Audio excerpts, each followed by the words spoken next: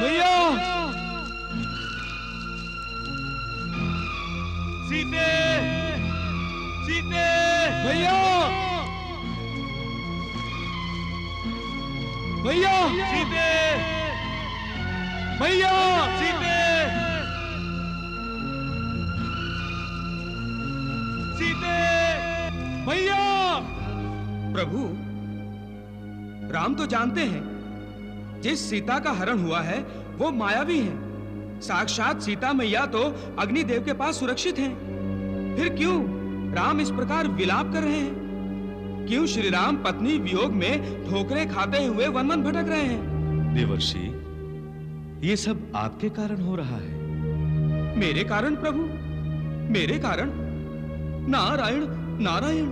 आप भूल गए, मुझे शाप दिया था आपने कि मैं पत्नी वियोग में व्याकुल होकर भटकूंगा।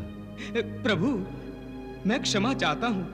और आप ये क्यों भूल रहे हैं कि वो इस समय मानव रूप में है? मानव की जो मर्यादा है उसका उल्लंघन वो कभी नहीं करना चाहेंगे। नारायण नारायण। मैं एक पतिव्रता स्त्री हूं। यदि तूने मेरा स्पर्श किया तो तेरे सिर के 100 भाग हो जाएंगे। दशानन, सीता की ओर बढ़ने का साहस तो किया था, परंतु सिर के 100 टुकड़े। तुम्हारी मृत्यु अब ऋषिमुख पर्वत से होती हुई लंका पहुंच रही है। फिर न लंका रहेगी न तुम रहोगे। शरीर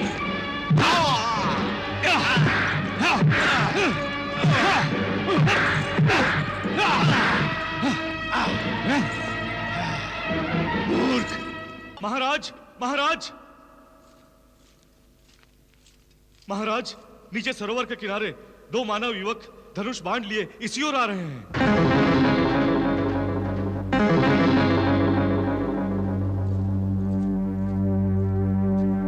हनुमान, बाली तो शाप के भय से यहां नहीं आ पाया। हमें लगता है उसने अवश्य किसी को हमारा विनाश करने की इच्छा से यहां भेजा हो। ये आपके मन की शंका भी हो सकती है महाराज। शंका का निवारण कर लेना चाहिए हनुमान। यदि तुम्हें कोई संकोच ना हो तो। मैं समझ गया महाराज, मैं अभी जाकर पता लगाता हूं। सावधान होकर जाना महाबली। यदि किसी प्रकार के संकट की संभावना समझो तो। मेरी तनिक भी चिंता ना करें महाराज, हनुमान का कोई अहित नहीं होगा। आज्ञा दीजिए महाराज।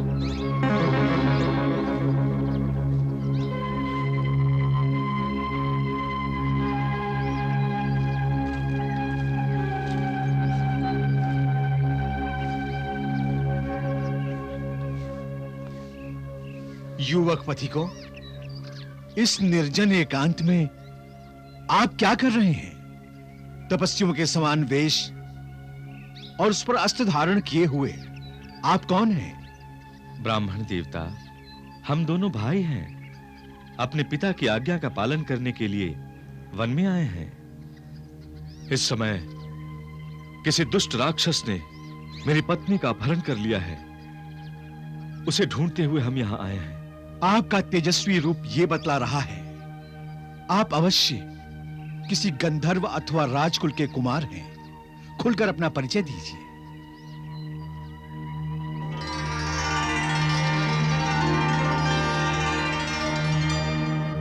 ब्राह्मण देवता, आप भी वेश से ब्राह्मण और शरीर से कोई वीर धीर पुरुष जान पड़ते हैं। मेरी बात छोड़िए, आप अपने बारे में खुलकर बताइए। ब्राह्मण देव, हम दोनों अयोध्यापति राजा दशरथ के पुत्र हैं। मेरी पत्नी मिथिला नरेश राजा जनक की पुत्री सीता है, जिसका अपहरण हुआ है। ये मेरे अनुज लक्ष्मण हैं और मैं राम हूं। मेरे श्री राम, आप दशरथ नंदन राम, विष्णु अवतार राम आप हैं प्रभु।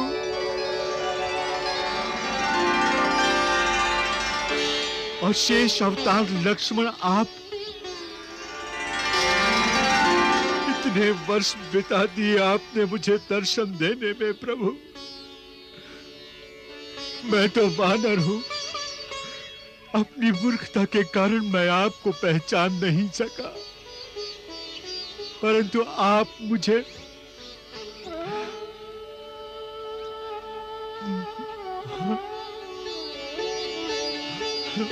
प्रभु आप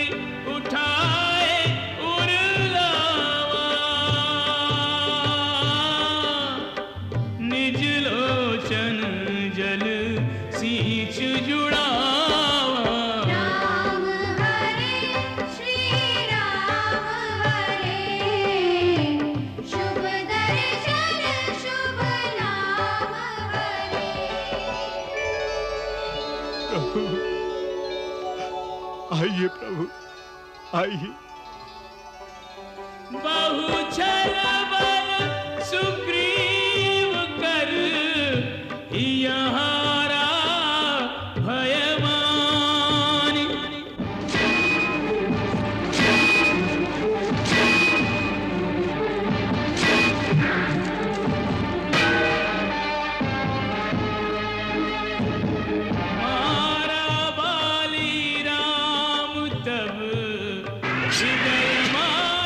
सरतान राम हरे श्री राम हरे। हत्या, वानर राज बाली की हत्या। वज्र शरीरधारी महायोगी महाराज, बाली की हत्या कौन कर सकता है? कौन कर सकता है? आर्यवर्त के 2 वीर युवक हैं, उनमें से एक का नाम राम है। हाँ महाराज, राम ने महाराज बाली की हत्या की और बाली के छोटे भाई सुग्रीव को किष्किंधा का राजा बना दिया। क्या राम ने बाली की हत्या कर दी? तुम जा सकते हो। जो आ गया। सुनो, सुग्रीव की गतिविधियों पर पूरी दृष्टि रखना और समय समय पर हमें सूचित करते रहना। जाओ। जो आ गया महाराज।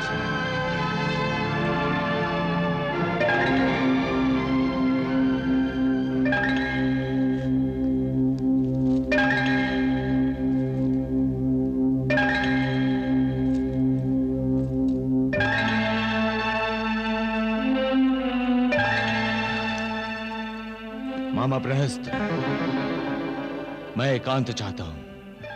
अवश्य दशानन, अवश्य।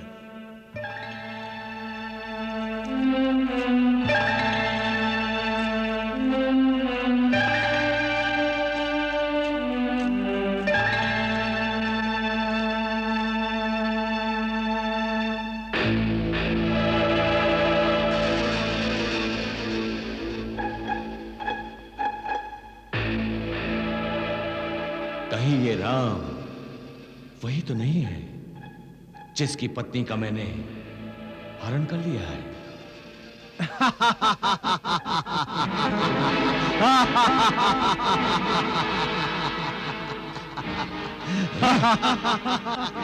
आओ रावण आओ। शनिदेव, क्यों, कांप गया ना मन? राम का ध्यान आते ही होठ चिपक गए तेरे। अरे तू तो बहुत बड़ा बलवान है, बड़े बड़े देव और दानवों को मारा है तूने, फिर बाली वध की सूचना से इतना व्याकुल क्यों हो गया तू? मैं व्याकुल नहीं हूं शनिदेव। तुम केवल व्याकुल ही नहीं, बाली की मृत्यु का सुनकर तुम्हें अपनी मृत्यु निकट आती दिखाई दे रही है रावण। याद करो रावण, बाली ने तुझे अपनी काख में लेकर पूरा सागर पार किया था, और जब प्रभु उसका वध कर सकते हैं, उनके सामने तू क्या है? अपनी वास्तविकता को पहचान और प्रभु की शरण ले ले, नहीं तो जैसे बाली ये संसार छोड़ गया, तू भी छोड़कर जाने वाला है रावण। रावण जेल और तुम बंदी। अब हम दोनों यहीं रहेंगे और इसी तरह रहेंगे। कोई बाढ़ ऐसा नहीं बना जो रावण की छाती को भेद सके।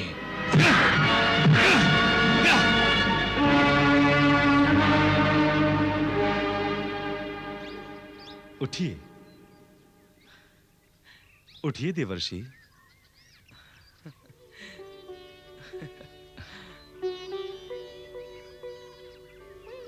आप पृथ्वीलोक पर यहां मेरे पास? हाँ भगवान, अपने प्रभु श्री राम और शेष रूप लक्ष्मण जी के दर्शन लाभ करने चला आया। प्रभु, माता महामाया का आपके पास से चले जाना आपके ईश्वरीय तत्व की पूर्णता को व्यक्त नहीं कर पा रहा। देवर्षि, आप जैसे भक्तों के लिए व्यक्त और अव्यक्त में कोई भेद नहीं है। फिर भी मानव कल्याण की भावना से यही समझ लें कि जो कुछ दृश्य है अथवा अनुभव हो रहा है, वही व्यक्त है। इसकी शक्ति एक सीमा में बंधी हुई है। आज मेरा यह शरीर ये भी व्यक्त है, जो पंच महाभूतों से बना और 5 तन्मात्राओं के आवरण से ढका है। ये सब कुछ सदा सर्वदा रहने वाला नहीं है, किंतु अव्यक्त की शक्ति असीम है। मैं ही अव्यक्त शक्ति से संपूर्ण जड़ चेतन में व्याप्त होकर अपनी ही माया से संपूर्ण सृष्टि का संचालन करता हूं। यही व्यक्त और अव्यक्त में अंतर है। अर्थात जहां देखूं तित राम, जहां जाऊं तित राम। आहा, वाह, मैं धन्य हो गया प्रभु, मैं धन्य हो गया।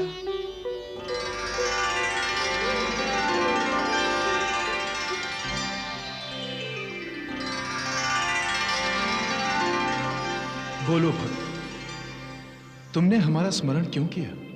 हे त्रिशूल पाणी, राज्य में नित्य नए उपद्रव देखकर मेरा मन व्यग्र हो उठा है। रावण, तुम तो वेदाचार्य हो, मंत्र दृष्टा हो, रीति और नीति को जानने वाले हो, फिर इतनी सी बात पर तुम्हारा मन व्यग्र क्यों हो उठा?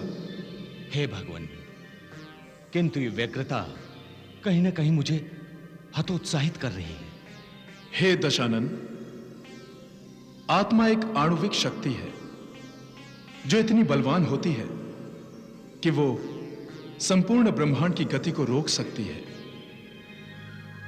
किंतु जब वो शरीर के आवरण से ढक जाती है तो उसकी शक्ति तन मात्राओं के जाल में फंसकर निर्बल हो जाती है। ये वही निर्बल शक्ति है जो तुम्हारे हृदय में व्यग्रता उत्पन्न कर रही है वत्स। तुम योग साधना से जब इस जाल से बाहर आ जाओगे तो तुम्हारे मन की व्यग्रता शांत हो जाएगी। जय महादेव, जय भोलेनाथ। तुम्हारा कल्याण हो रावण।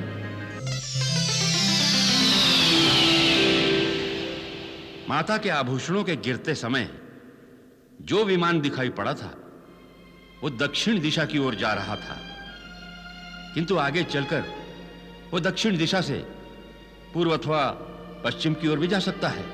हमें सीता माता की खोज चारों दिशाओं में करनी होगी। आप ठीक कह रहे हैं। तो हनुमान और अंगद, आप दोनों वानर सेना के साथ दक्षिण की ओर प्रस्थान करेंगे और विरूपाक्ष, कपिलाक्ष तथा नल नील, आप अपने सैनिक दल के साथ पूर्व से होते हुए उत्तर की ओर खोजते हुए यहां लौटेंगे। जैसी आपकी आज्ञा महाराज। हनुमान, प्रभु, मुझे पूर्ण विश्वास है कोई दुष्ट सीता को लेकर दक्षिण की ओर गया है। आपको ऐसा विश्वास क्यों है श्री राम? वानर राज सुग्रीव, उत्तर पश्चिम में किन्नर गंधर्व और मायाधरों का वास है। राक्षस, दैत्य और यक्षों के बड़े बड़े समूह दक्षिण की ओर ही रहते हैं। आप सर्वज्ञ हैं, दयालु हैं प्रभु।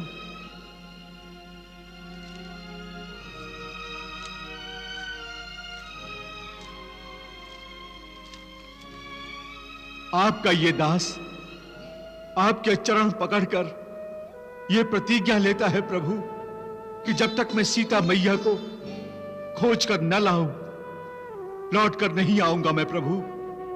मुझे एक और बात का विश्वास है हनुमान। वो क्या प्रभु? तुम अपने अभियान में अवश्य सफल होगे। इसलिए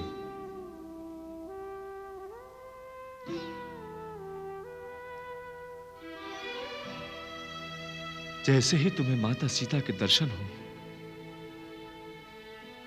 उनसे कहना राम ने पूछा है, ऐसा भी क्या रूठी हो,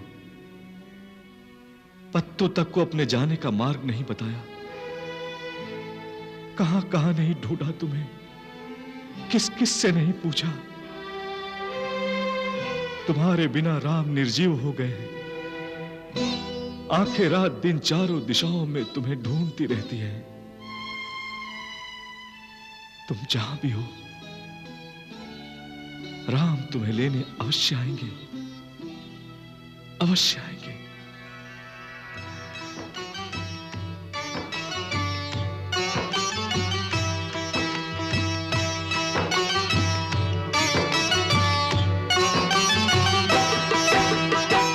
मंदिर मंदिर प्रति कर शोधा, देखे जात अगणित जोधा। गया दसानन मंदिर माही, अति विचित्र कही जात सुनाही। शयन किए देखा कपिते,